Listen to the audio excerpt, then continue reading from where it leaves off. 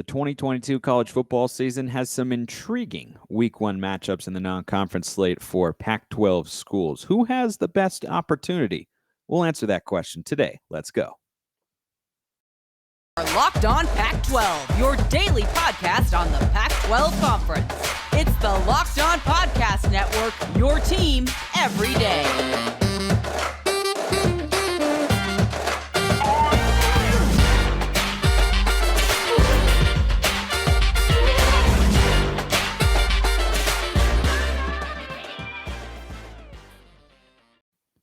Yes, it is that time once again for Locked On Pac-12. I'm your host, Spencer McLaughlin, D1 play-by-play broadcaster. Thanks for making this your first listen or your first view if you're watching on YouTube every day, part of the Locked On Podcast Network, your number one source to stay up to date with the Conference of Champions. Like, comment, subscribe wherever you're listening to or watching this show. Thank you for those of you that have already done so and are planning to do so as well. Back in my usual studio, I finally made my way back to my place of residence right now, which is in Cedar City, Utah, for those of you who did not know. Speaking of Utah, when you look at the non-conference slate for the Pac-12 in the 2022 football season, we'll start with Week 1.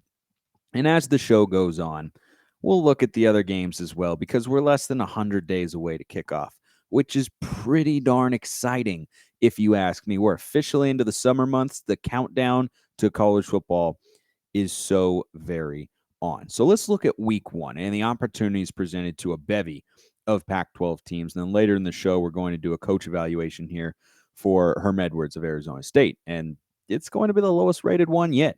At least I think it is. Yeah, I mean, he and Wilcox like kind of similar, but Herm is like, not great. But that'll come later. So let's get to the non-conference stuff. The first game that a Pac-12 school has on national TV. And those are the games we're looking at here because those are the biggest ones, right? You typically have matchups that are worth watching are going to be on national TV, whereas the ones in Week 1, like Arizona State, the aforementioned Sun Devils, have NAU on, I think, Thursday, September 1st. But is that really a big-time matchup? No. Unless ASU turns it into a big-time matchup and starts the season off the way Arizona did last year with an utter catastrophe, losing to an FCS school, or like Washington did a season ago. But I don't see that taking place. The first game that Pac-12 fans writ large will pay attention to that's on ESPN is Friday, September 2nd. You've got TCU at Colorado. The other 5 that are nationally televised in Week 1, you've got Arizona at San Diego State on Saturday, September 3rd. Also my birthday, so should be a pretty fun day. Kind of the big return of college football. That's a good enough birthday present for me. But we'll cross that bridge when we come to it. You've got Arizona at San Diego State on CBS. Then you've got Oregon at Georgia on ABC. And right now that line is Georgia minus 17.5. Vegas, not giving the Ducks much of a chance to go down in Georgia. And by the way, I say Oregon at Georgia. It's technically a neutral site game. Okay. It's in Atlanta. All right. Utah at Florida is on ESPN. Utes favored right now, down in the swamp, minus 2.5. I've talked a lot on this show about how Utah, I think amongst college football fans, gets underrated, but Vegas never lies. They like the Utes, and, Florida is off of a disappointing 2021 season, but that's still the Florida Gators. That's still going into the swamp, and for Utah to be a road favorite, I think says a lot about what Utah could potentially be this year. We'll talk about that opportunity in a sec. Then after that, you've got Boise State at Oregon State on ESPN. Beavs minus 4.0 right now, even 4 on the spread. I think that's about right. Boise State was, I think, 7-5, 7-8 win team a season ago, and they've been a rock solid program and then some over the years. But Oregon State, they could make a big time statement there. I'll get to that here momentarily as well. And then the last one is on FS1. You've got Kent State at Washington, which big opportunity for Kalen DeBoer. Now, Washington should win that game pretty handily. But if they do so, I think it'll have Husky fans feeling good about where they are. Who's going to be starting quarterback for him? We don't really know. It'll probably be Michael Penix, but do we know that for sure? Not really. So which national TV games are we most excited about looking at that entire lineup in Week 1? I'm not looking at Week 2 or Week 3 in terms of the non-conference slate yet. Just focusing here on Week 1. I think number 1, Utah at Florida. That's the game that has to stand out the most, even more so than Oregon, Georgia, because Dan Lanning's a first-year, first-time head coach, first-time play caller in Kenny Dillingham, or a first full-time play caller, that is. There's a lot of things stacked against the Ducks in that game, and that spread, 17.5, is reflective of that. A notable game from the past that was 17.5 was when Bama played Notre Dame in the 2020 college football playoff. Yeah, I think it was final score Bama by 17, which that half-point hook, Vegas will get you every single time. But I think Utah at Florida is a huge opportunity, absolutely massive. If you go in there, regardless of whether or not Florida is at its peak, which it certainly is not, and they're undergoing a coaching change, if you go into that swamp on ESPN and you win that game, if you're Utah, as Vegas expects them to, at least at this point in time, you make a statement, not just in the Pac-12, but nationally. Anytime you have a Pac-12 school winning a game against an SEC opponent, particularly on the road, especially, synonyms are fun, when you're in an environment like the swamp, which is one of the best in all the land, frankly, that's a big time statement there for Utah. So I'm stoked for that game, because I think Florida would be better than they were a season ago. But I also think that Utah is going to maybe not quite be where they were at the end of last season, but can still be in that sort of range. You lose players like Devin Lloyd, Nephi Sewell. Those are pretty high impact players, but Cam Rising is back. I don't think he goes by Cameron, really. Tavion Thomas, the defense will be able to find some players. That's just a massive opportunity for the conference to be able to go into SEC country, come out with a win. That'd be huge. So I think that's the one I'm most excited about when I look at week one. The next one that I think Pac-12 fans are most excited about in terms of interest around the game is not going to be a close one. It's Rice at USC. This is going to be Lincoln Riley's first game. You only get one chance to make a first impression. And Rice is going in there as a 35-point underdog. So USC is going to win the game, but it's going to be a question of how much. If it's close going into the fourth quarter, that might put some Trojan fans on edge. Of like, what are we doing here? Like, why is this not clicking a little bit sooner? But if USC comes out and they're up 42-0 at the half, that's going to turn some heads as well. Like, oh, well, that's what the old USC teams used to do. And the old Stanford and Oregon teams that were really, really good, that's what they used to do to an opponent like that. So I think how Lincoln Riley makes his entrance to the college football world as USC's head coach, I think that's going to generate plenty of interest across the conference. And then there's one more that I think we're all pretty clearly excited about because of what happened last year. I'll explain after I tell you. This episode is brought to you by Rock Auto. With the ever-increasing numbers of makes and models, it's now impossible for your local chain auto parts store to stock all the parts you need. Why endure pointless or intimidating questioning like, is your Odyssey an LX or an EX, yada, yada, yada. Just save time and money when using Rock Auto. It's a family business serving do-it-yourselfers for over 20 years. Go explore their easy-to-use website today. Go to rockauto.com right now. See all the parts available for your car or truck, right locked on in their How Did You Hear About Us box so they know we sent you. Amazing selection, reliably low prices, all the parts your car will ever need, rockauto.com. The last game we're all excited for is Oregon, Georgia, because a year ago, without Kayvon Thibodeau, the Ducks went into the horseshoe as a 14.5-point underdog. Now, an extra field goal there is pretty significant in terms of how the odds makers view that particular matchup. But that's a big opportunity because no one expected Oregon to win a season ago. I certainly didn't expect Oregon to win a season ago.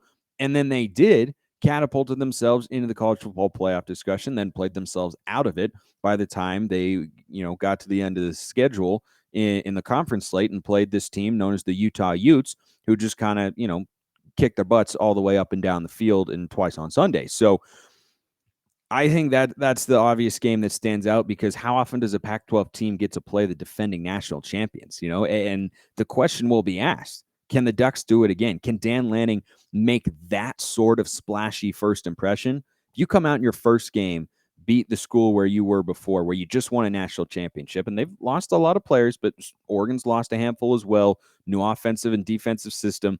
I expect Georgia to win the game, but if Oregon pulls that upset, that's going to create some shockwaves in the college football world. I think maybe even more so than Ohio State did a season ago. Round out week one of the non-conference slate, which, again, is less than 100 days away. I can't wait. You can't wait. We all can't wait. It's just like ice cream. I scream, you scream, we all scream for ice cream. Yeah, everybody screams for college football because it's less than 100 days away. The countdown is so on. If I had to rank, and I'm going to here, the teams that have the biggest opportunities, the opportunities that can completely change a season outlook, among the games that I was just talking about, and then one more, I'd say Oregon is number one. You beat Georgia. I mean, that is even bigger than Utah beating Florida because of what Georgia was a season ago and what they've been as a program, whereas Florida's been a little bit more up and down. I think Oregon's got the best opportunity, and Utah is right behind them at number two in terms of impact wins for the Pac-12 conference. I think Oregon State is number three. Boise State has got a relatively young and new head coach and former Oregon defensive coordinator, Andy Avalos, who I think is really, really sharp, but is he cut out to be the head coach at Boise State? I don't know. It's a little bit early to tell, but so far the early returns are just kind of okay. They did beat BYU last year, which was a pretty significant win for them. But I think if you're the Beavs, you come out, you win that game, it helps to set the tone for the rest of the season. Whereas last year they struggled going to Indiana and they lost to Purdue, a game that they very easily could have won. That ended up being kind of a microcosm of the rest of the year. Some really good moments. You see the potential, but just not quite able to go over the hump. You come out in week one, beat Boise State. Doesn't matter if it's at home because the home field advantage is going to be nullified for Oregon State anyway. And it's not like Boise's making a cross-country trip to go to Corvallis there. I think you have the opportunity to, if you get off to a strong start, you could see Oregon State sneak into the top 25. But in order to do that, you have to have the strong start, but you have to have the win against Boise as well. And then the fourth best opportunity, I don't think, is USC and Rice. That's one of the games they think is most exciting, but this is a different sort of smaller conversation here. One of the biggest opportunities is that first game I mentioned, Colorado. They're hosting TCU. Now, I expect Colorado to be at the bottom of the conference this year. That's where they look to be as a program. They were 4-8 a season ago. A number of players left. Stuff is just not going the Buffs' way at the moment. I wouldn't be surprised at all if they're 2-10 in 2022. I really wouldn't. I mean, they could even be Arizona of last year. It could be a real struggle sesh, as the youth say, for Colorado this season. However, if you come out and pull this upset, win this game, suddenly we look at Colorado completely differently. And we say, whoa, maybe Carl Durrell is figuring something out over there, and they're not going to be a pushover team and could maybe pull a sneaky upset of, an Oregon or a USC, a UCLA. You never know. But how they perform in that game against TCU, I think will be pretty indicative. Let's move on to our next coaching evaluation, and it's Herm Edwards down at Arizona State in Tempe, where things are not going so great right now. For those of you that have forgotten, I will remind you once again, I'm grading these coaches in 5 areas.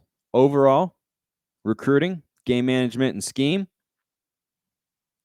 Mind is going blank a little bit right now, so I got to refer to my notes to look at the other 2, player development and then assistant hires.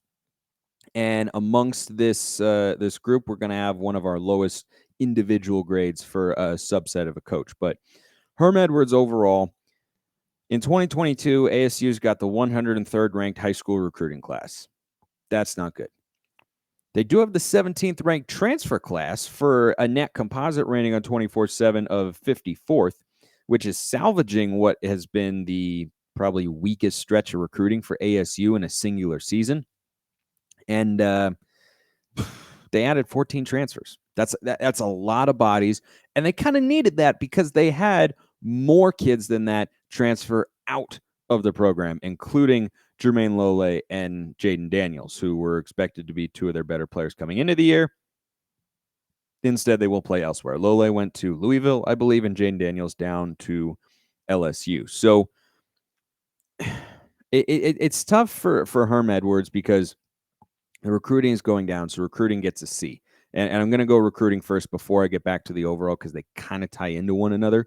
But the recruiting for Herm Edwards at Arizona State actually started off really well. They had a couple of top 30 classes. Another one was just outside the top 30 back in 2018. They were recruiting at a level where you would expect Arizona State to be if the program is in a place where you'd say it's strong and succeeding and doing well. But the last two have just fallen off substantially, and the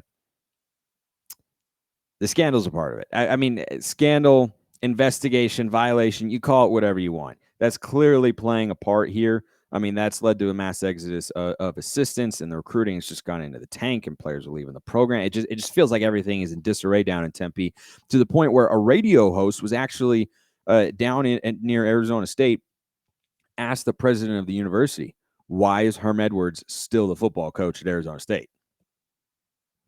That's not great. That is not a great place to be. And you know, when I say like, oh, the recruiting's fallen off so hard, yeah, I'm going to go out on a limb here and say the investigation from the NCAA with regards to the recruiting violations from COVID time, and don't need to go into it. You can read up on it.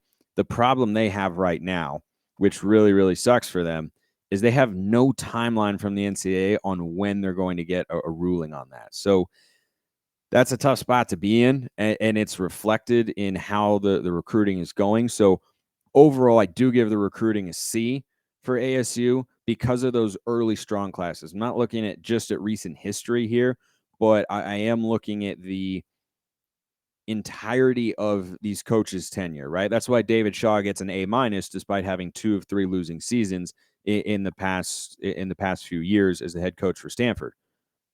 His first 6 years were as dominant a run as we've seen in the Pac-12 in the last 20 years. I mean, it's like that Stanford team, you know, coming off of the Jim Harbaugh-led Stanford Cardinal, and then he went to the NFL and whatnot. But Shaw had a great run. Chip Kelly had a great run. Pete Carroll, of course, the most dominant run in the conference in the last 20 years or so. I mean, there have been some really good ones, but that Stanford team was definitely up there. So the recruiting gets a C. His overall grade gets a C as well. I'll tell you why after I remind you that this episode is brought to you by BetOnline, who continue to be the number one source for all your betting needs and sports info. Find all the latest odds, news, and sports developments, including this year's basketball playoffs, Major League Baseball scores, go Mariners, fights, and even next season's NFL futures. BetOnline is your continued source for all your sports wagering information, from live betting to playoffs, esports, and more. Head to the website today or use your mobile device to learn more about the trends in action. BetOnline, where the game starts.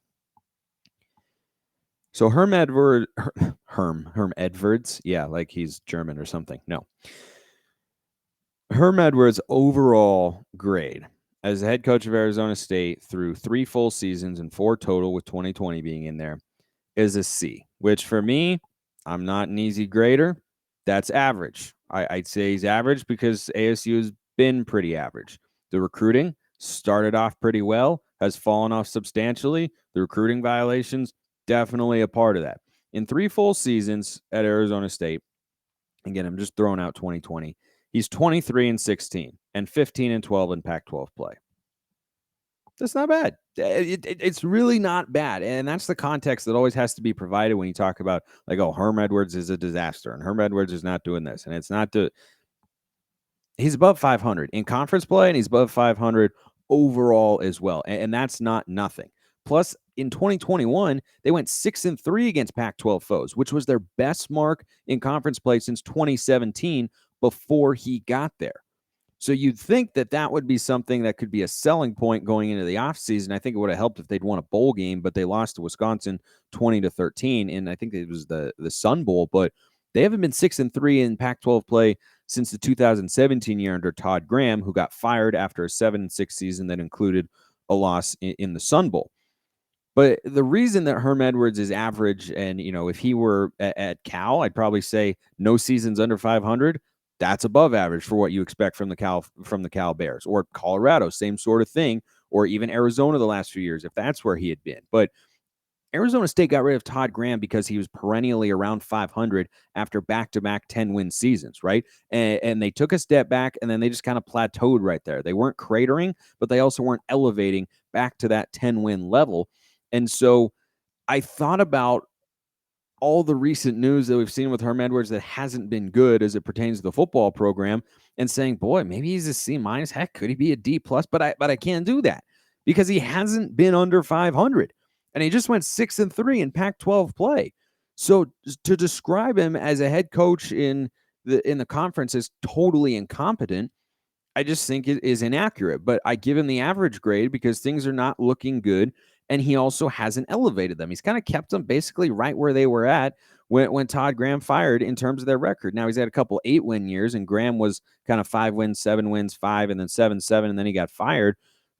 But that's just one more way. Like that's not what you were expecting when you brought in a former NFL head coach. And so his overall grade right now is a C. But I tell you what, he might have the hottest seat in the Pac-12 going into 2022. That might be a good segment idea. Who's got the hottest seat in the Pac-12? I think it's Herm Edwards, because you got the investigation looming out there. The assistants were a mass exodus this year because of it. And now the recruiting is taking a hit, and you're relying on the portal. And it just, things could go really wrong for ASU this year. But again, they also have some of the infrastructure still in place to be a solid team. But I wouldn't be surprised also if they ended up going like 4-8, 5-7. They fire Herm Edwards, look for a different coach. Game management and scheme, I give Edwards a C- here. That's slightly below average. When you look at how he recruited during his first couple seasons, it was really solid. And I think at the time should have given Sun Devil fans a reason to feel confident about the momentum that he was building, the rosters that he was assembling. You had perennial top 30 recruiting classes. You had a couple of them on there, right? And then the 36th ranked class, I think it was in 2018 when he was hired and took over for Todd Graham. I just look at those recruiting classes and say, well, why weren't the on-field results better? I mean, they should be better. They just should be. And that's why I say that game management scheme has to be below average, because I don't think they've been lacking for players during his tenure the way that other schools have, like Colorado or an Oregon State, while Jonathan Smith has been rebuilding a backup, or a Cal as well, that doesn't typically recruit at a very high level because it's a tough place to get players. But in his 3 full seasons, he's gone 7-6, 8-5, 8-5. That's not bad. But did I expect more once I, dug into it and saw, boy, they brought in some really nice classes with some really promising players, and it looks like they just didn't develop them. And player development, I'm giving him a C+. I think that's the most generous grade I've given out. The reason that I have it as a C+ is because when Jaden Daniels left, I thought he was starting to become a pretty solid quarterback in college football on a national level, and maybe an NFL guy, maybe not, but I'd take a late round flyer on him perhaps. Rashad White just went to the NFL in the 3rd round. They've had some good receivers who have gone, Brandon Ayuk notably among them. But that's the only reason that I don't have this graded lower. This area for Herm Edwards is graded lower because, boy, I just looked at those classes and I was like, man, they needed to be better. And so they've developed some nice players. And, Jermaine Lole is a guy who grew within the ASU program, became a really nice player. Kind of strange he went to Louisville. He could have gone elsewhere. But, I just think the game management scheme you have to look at it and go, that's not up to par with what the recruiting potential was, or what the potential of the program was with where the recruiting was at when he first got there in the first couple of seasons. It just wasn't translating. And then we get to the lowest individual coaching grade for an area I've given out so far. I don't know if another one will get lower. We'll just kind of have to wait and see, which is why you should like and subscribe wherever you're listening to or watching the show, so that you can keep up with all of the coaching evals in this running series I've been doing, and you can hear all 12, including the ones who haven't coached a game in the Pac-12. I'll find a way to do it. Don't worry. We'll figure it out. Assistant hires. I'm going D+. It's a D+. Hey, this is the first grade where I've gone, this can't start with a C. This letter grade cannot start with a C. Now, an F would have to be, again, more full-scale disaster. They're winning too many games for me to give them an F in any area, right? 7-6, 8-5, 8-5. Don't care what program you are at. Even if it were USC, I couldn't give you an F, right? I could give you a D if you did that at USC, but I could not give you an F if you're over 500. That's just kind of a general rule that I've formulated here, impromptu, frankly. But, when you're talking about the on-field performance not living up to the hype they had, or the potential they had with the recruiting classes they had brought in, and they're underwhelming on the trail. They're underwhelming on the field, and they're in the middle of an investigation. That's why a bunch of assistant coaches had to leave. That's how you get a D+. That's a bad situation, and I just think that the staff has now had to have been. Anyway, they completely reworked the staff and all the assistants because the previous ones weren't working out for a litany of reasons. And so, Herm Edwards, again, assistant hires D+, player development C+, but just barely. Game management and scheme C-, recruiting a C, only because of a strong start, really fallen off as of late, though. Strong transfer portal class in 2022 with 14 players. And then overall, a C for Herm Edwards. Average. He's been average. Hasn't been a total disaster. We'll see what happens this year, but they've been above 500 every year every full season that he's been there, and that does count for something. I appreciate everyone listening. I will see you next time, and have a wonderful rest of your day.